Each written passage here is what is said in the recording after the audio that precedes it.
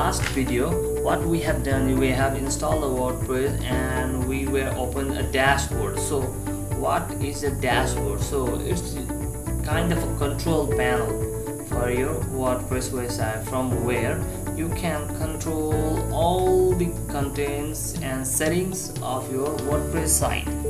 So there are a few important things in a dashboard that you are going to use a lot and about which you should have information.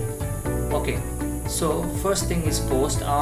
If you are creating a blog or anything, you might be familiar that you have a different post in your blog, and you can create, when you click on this post, it has a function options for all posts, new categories, tags. Okay, and we'll look in detail while we create a post for our website.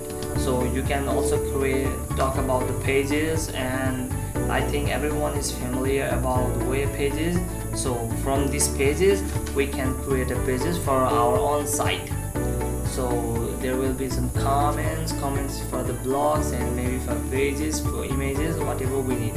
Okay, in appearance we'll talk about the themes and widgets, and also about the menus. So at first we'll cover the themes, which is very important in WordPress, because themes are the structure that decides how our website will be gonna look.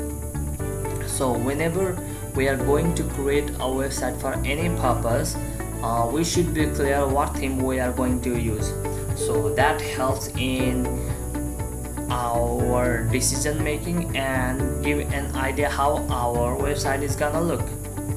So another important thing is plugins. So plugins like a kind of a software that you will install in your WordPress site, which gives you different features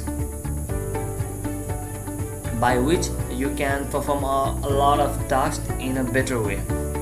Okay, and there will be something some different things in the settings, like in general, writing, reading. Okay, and we'll cover them one by one in the coming videos.